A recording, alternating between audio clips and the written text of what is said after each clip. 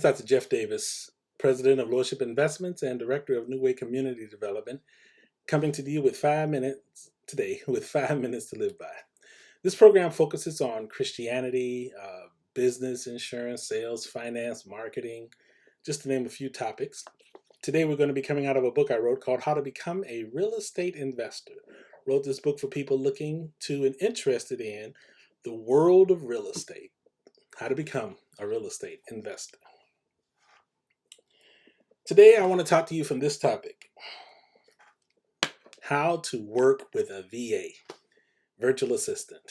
So, let me start off by defining what's a virtual assistant.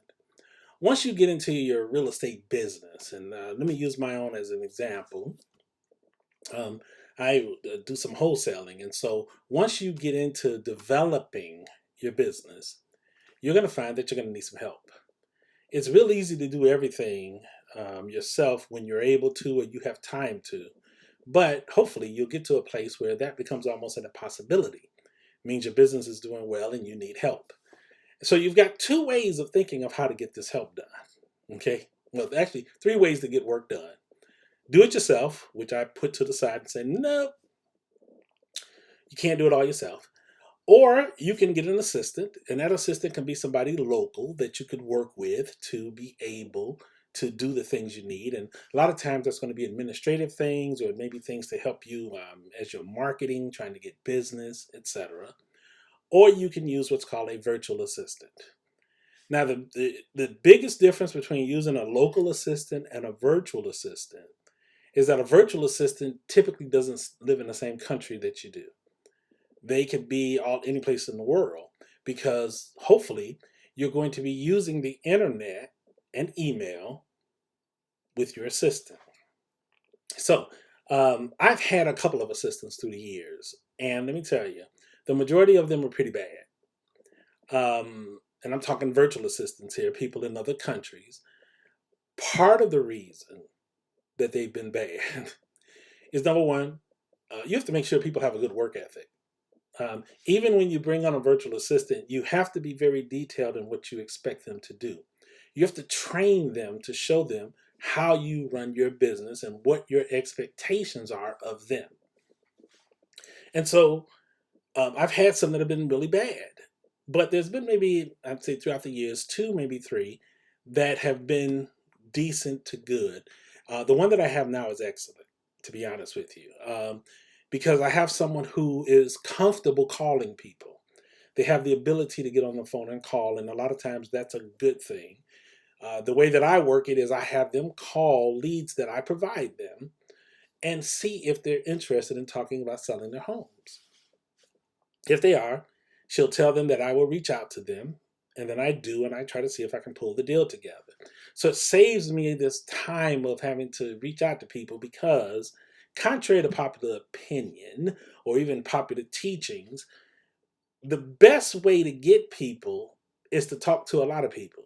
You got to go through a lot of people in order to reach that small crowd because we're looking for what's called motivated sellers, people that have a reason to sell, people that are not necessarily looking for full price. And you don't have to always deal with properties that are tore up, but you have to deal with people that are motivated. So I remember when my assistant first began to call people, they would all say, "Yeah, I've got this building and I want to sell it, and but I'm not in a rush, and I want $1 million." And then she would let me know, and it's like, you know what? I can tell you without even looking at the area that number one, the house isn't worth $1 million. They're just blowing smoke. Number two, if it was, it'd be listed with a realtor because they'd be looking to move it. And so my assistant had to go through a lot of different people, and still does, goes through a lot of different people to try to find the ones that will actually work with us. But I encourage her because I let her know the expectation is you got to go through a lot of people. That's why I have you on my team. I don't expect you to come to me and say, "Hey, I worked today and I got 45 leads for you." Doesn't work like that. But if you can pick up a few leads a week based on the number of leads I'm able to send you, then I feel like we're having a very productive week. Sometimes, after you go a while and nothing's happening and you're just doing and doing and doing, your VA will get discouraged. So you need to be an encouraging type of boss. You also need to reward them. Now, typically when you're dealing with people in other countries, the pay scale is a lot different than what you would pay here in the United States, which is another reason why I use virtual assistants, because not only is the scale smaller, but there's not a big difference in the skill set. Because you will find people in different countries that have similar skill sets. They have a decent understanding of English. And if you will give them a script to follow, give them instructions, you can make it work. Now, one of the things that I love about the assistant that I have now is, in addition to those skills, it's always nice to have somebody that has computer skills that can put together a database for you. Because you want to be able to see the leads, you want to be able to have a way to track leads, you want to be able to track sales, and having a database to do that makes it that much easier. So you get the best of both worlds. You get someone who has the ability to make calls if you need them to, and they have the ability to put together databases. Now, in addition to that, we also, we engage in email campaigns and stuff, and your virtual assistant can do that as well. You gather these email addresses, and on a regular basis, you send out emails, just kind of seeing if people maybe have changed their mind, or if they're interested in getting a quote, an estimate, an offer, etc. It's prospecting. You are a marketer. You're a real estate marketer. People think that what they do, regardless of what they're doing in real estate, is that their whole job is just to get deals and put deals together. But deals are not going to come to you. Don't think that just because you set up a website, you're going to have a flood of people coming in, because that's another lie I bought into early in this game, is that thinking that the website was the answer. You have to have a website. Your website has to allow people to be able to come in and to make inquiries and stuff. You have to have a website to be able to post your potential properties that you're trying to sell. But don't think for a moment that your business is going to take off just because you have a website, because it just isn't. Websites are necessary, but it's like having a business and you got a nice front door. Okay, your business isn't going to grow because your front door looks nice. Your business doesn't grow because you're in a nice location, you've got great merchandise, you've got great people. Those are all tools that you use to help you to promote your business. But what makes your business grow is marketing. You have to drive traffic to your site. You got to drive traffic to your business. If you don't do that, you're not going to have the results that you're looking for. So you work for a VA, get you a VA. If you want to find one, it's not that hard to do. You can go right online and Google and just put up VA, virtual assistants. And there are different companies out there that actually have virtual assistants that you can hire.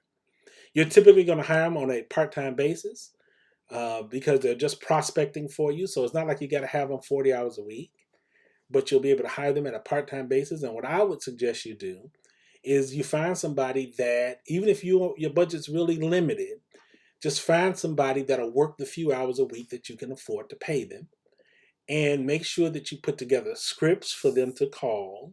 You have to provide leads for them to call, and a system to monitor it.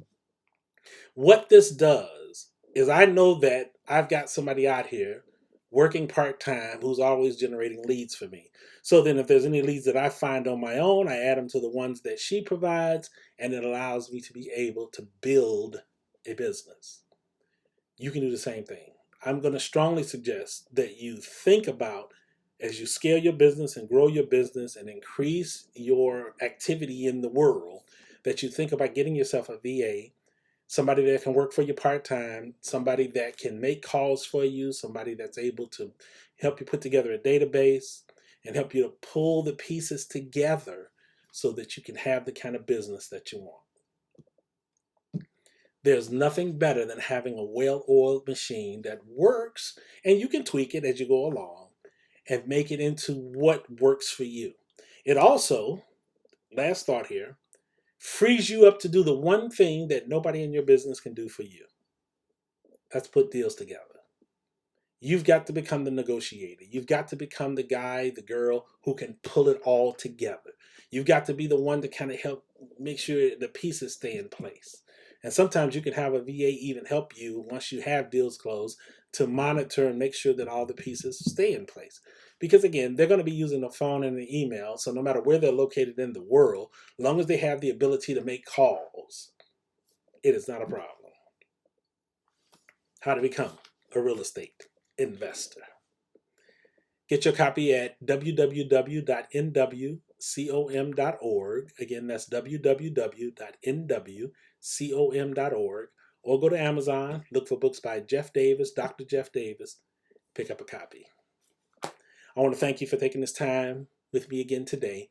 And until the next time we're together, I hope that your day is filled with both success and happiness.